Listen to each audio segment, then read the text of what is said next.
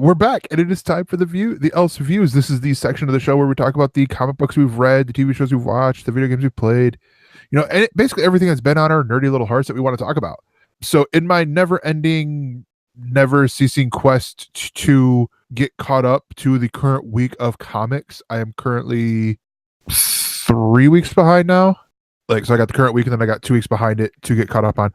But one of the things I did get read is the DC Comics crossover event called Milk Wars. By the way, 3 weeks behind, my favorite homoerotic adult film based off of the 50 Shades series. But yeah, so this series is the DC Young Animal imprint and the Justice League crossover, where you have the Doom Patrol. So basically there's five, sorry. You have Doom Patrol and Justice League of America, Batman, and Mother Panic. I'm blanking on her name. I'm like, Gotham Girl. No, that's the chick in the beginning of one series. Cave Carson has a cybernetic eye, and Swamp Thing, which is really good. And then the Wonder Woman and Shade the Changing Girl. And then you have Justice League, Doom Patrol for the final. Wasn't there a Superman one? No, Superman. Superman didn't have one. So this is the culmination of the first year of DC's Young Animal. They hit heavily on, with Doom Patrol, leading up to this with stuff of a thing called retcon. So what we have, because on the first issue of, with Doom Patrol, Justice League of America, you have a guy who looks like an awful lot like Superman, but he's the Milkman. And he's actually called Milkman Man. Like literally Milkman, then man. But you quickly, and that issue was written by Steve Orlando and Gerard Way. The other issues afterwards were written by the Young Animals writers. So, for example, Mother Panic and Batman was written by Jody Houser.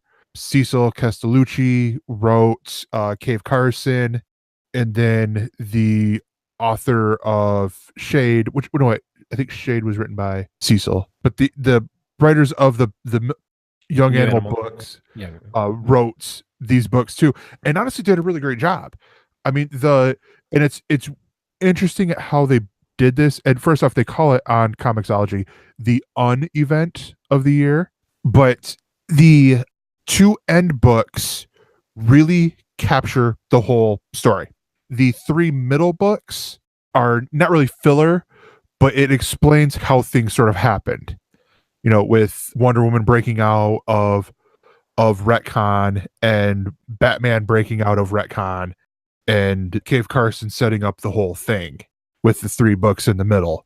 Really, really, really great. I definitely love this idea of doing this just because of the fact that it wrapped up so much stuff to where I haven't seen solicitations for, well, I haven't looked that hard, but I haven't heard anything about Doom Patrol. Like after this, they talked about all the other stuff coming up from DC's Young Animal with Eternity Girl and Shade the Changing Woman, and Cave Carson has an interstellar eye and Eternity Girl. But I'm like, wait a minute, where's Doom Patrol? This honestly was a great wrap up to Doom Patrol. Because beforehand, to play spoiler here a little bit, retcon, they're trying to sell off Earth to some other, some interstellar being who is going to buy it so that they can then eat it. But they want to get rid of those pesky heroes.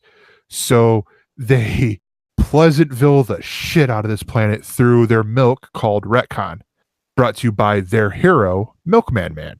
Because they realize, all these heroes have, basically, if you get the three, actually, if you get the two, Batman and Wonder Woman, you then have all the other heroes. Because they're just iterations of Batman or Wonder Woman. But Superman is his own thing. We can't get him, but we have this thing that is nothing. And it is, I'm blanking on her name, the girl with the silver or the gold leg in Doom Patrol that you follow throughout all of the Doom Patrol on here. It's her kid that she has that just goes away or something. It sort of gets retconned. he becomes Milkman Man, and hilarity ensues from there as they're fighting and all that stuff. Really well done. The art and stuff is great throughout this whole thing. I mean, because it's just across the board, and it's hard to explain because the three middle books are such just short stories. I mean, like single solitary issues that, I mean, if you read them by themselves, yes, it would throw everything off. But at the same time, you could literally read the Doom Patrol Justice League of America book and then Justice League Doom Patrol book and be good.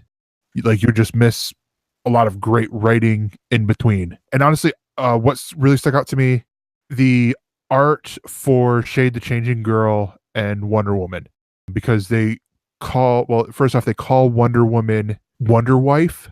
So it's, the whole 50s, Beaver's mom from Leave It to Beaver, where she's like, clean house is a good thing. We got to keep it clean for our love, Steve, and all that. And they have Shade, the Changing Girl, split up as the emotions, and you're following Happy, or Hap as she's called, as she's starting to get memories and see how things really are. And it's cool because you get this almost like the artist on Aquaman right now, or just finished up on Aquaman. I cannot pronounce his last name, but I know what you're talking about. He's a great artist. Yeah, it's almost like as good as his art in the beginning, and then we get where Shade is taking over. So you're getting the blue, the multicolored spots all over the place, to where it's like, it's revealing reality and all that, and just this great, how it begins to how it ends, this whole change in things. But yeah, gosh, every single issue was really good. One of the only events that I actually know of that I could say it was great from start to finish, even though and it's sort of a cop out because of the fact that how I just said that you can read the beginning and end books and not really need the three middle books, but it's one of those where it does save a lot of the fighting for the final book. But that's because they when they give you the continued next in the first book, they say it's continued next in the final book, but you can find out more in these other three and all that. And they were released week after week after week. They were released the past starting 2 weeks ago, the past 5 weeks before that. But yeah, I mean, it's so good, just excellent stuff. And I was holding off on Milk Wars because I wanted to wait for everything and then read it all at once. But yeah, so that is my nerding out. Corey, you got something you want to share? No, just that I want to say that Milkman Man should be the alternate ID for Brandon Raymond from Ink Geek Studios. So I got another quick one, and it's super quick. Jason Katims has released a new show on NBC called Rise. That is really, really good. Stars Josh Radnor from How I Met Your Mother, and the girl who plays Moana.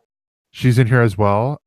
Alui Cavallo or something like that. I butchered the crap out of her name, but I watched the pilot and I'm like, all right, this is really like, okay, I don't know if I could do this and Parenthood. Oh, Parenthood's ending, great. Or not Parenthood, This Is Us's season finale, great. Now I'm not gonna be like an emotional wreck on Wednesdays after watching the shows that air on Tuesdays.